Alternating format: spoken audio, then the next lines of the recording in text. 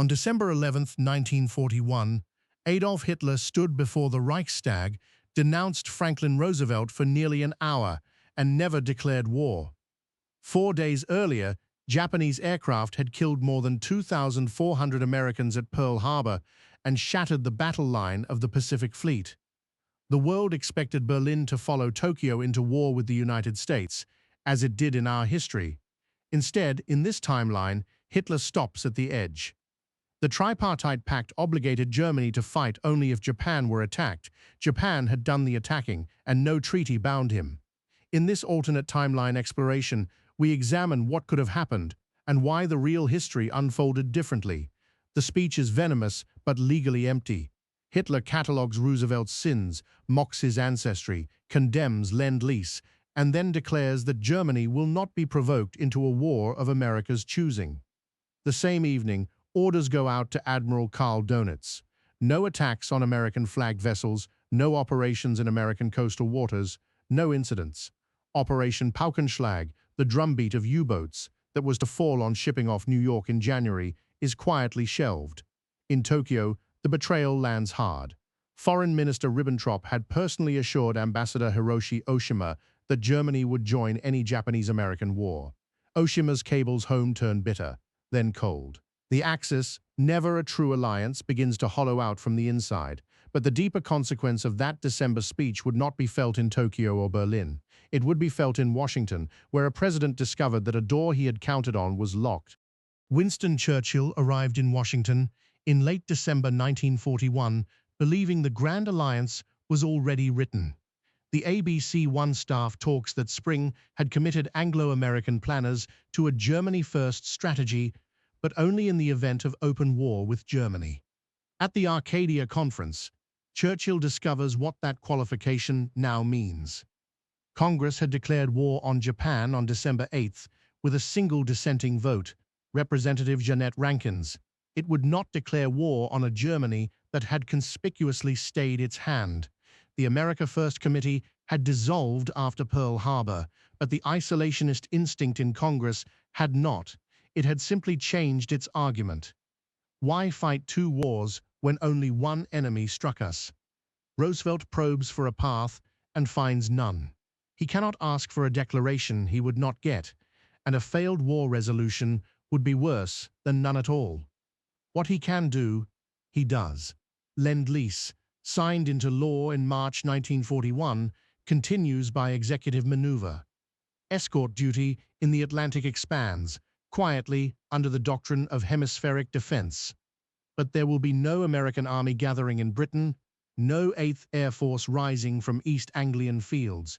Churchill returns home with warm words and thin commitments. The Germany First strategy exists on paper. In law, it does not exist at all. The arithmetic turns against Britain in the spring of 1942.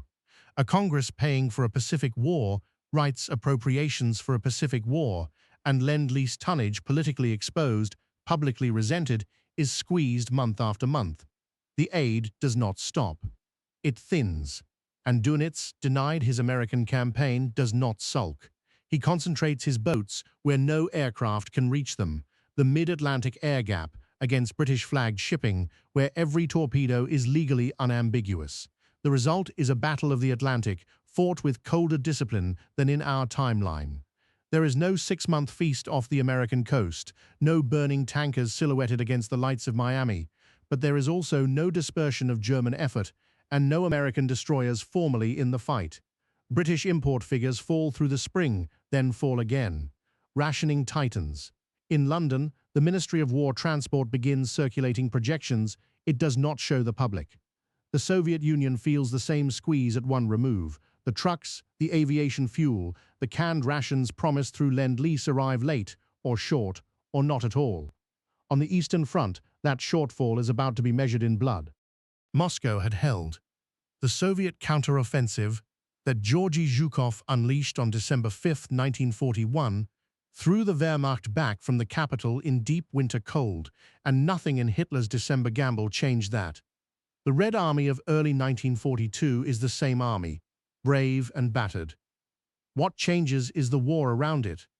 When Hitler launches his summer drive toward the Caucasus oil fields, he does so knowing no invasion threatens the West, no American bombers are staging in England, and every division France and the Low Countries once absorbed can be weighed against the East.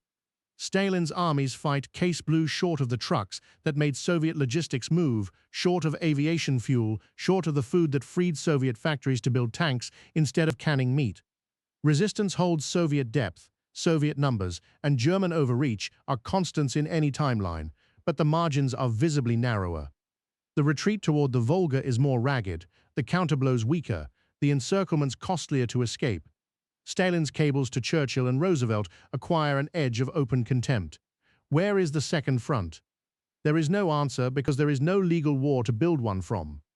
The consequences of that silence would prove profound. But to understand how alone Britain truly was that summer, we have to look south, to the desert. There is no Operation Torch on any calendar. No American landings in Morocco and Algeria are coming to pinch Rommel from the west, and everyone in Cairo knows it. Eighth Army had ended 1941 well. Operation Crusader relieved Tobruk and pushed Panzergruppe Afrika back into Libya. But the Desert War of 1942 is a seesaw, and now Britain rides it alone. At Gazala, Rommel's counterstroke falls on an army that knows reinforcement means only what Britain itself can ship around the Cape, on convoys already bleeding in the Atlantic. Malta becomes the whole offensive card. The island hangs on under relentless siege, its submarines and aircraft cutting at Rommel's supply lines, its own convoys fought through at terrible cost. When the line finally stiffens at El Alamein, it stiffens because the position is unflankable and the supply lines short, the same geometry as in our history. But the men holding it fight without the knowledge that carried their counterparts in our timeline, that America was coming. Here, no one is coming. The empire is holding a sea by its fingernails, and the fingernails are British alone. None of this means America sleeps. American industry mobilizes at full scale, the shipyards, the aircraft plants, the draft boards all run at the tempo of a nation at war. But the output flows west. The carriers duel at Coral Sea in May and at Midway in June, where the same intelligence breakthroughs and the same 5 minutes of catastrophe cost Japan 4 fleet carriers. With no Atlantic commitments competing for landing craft and marine divisions, Guadalcanal comes ahead of the pace our timeline knew, and the drive across the Pacific gathers speed behind it. Hideki Tojo is discovering what it means to wage war alone against an economy 10 times Japan's size.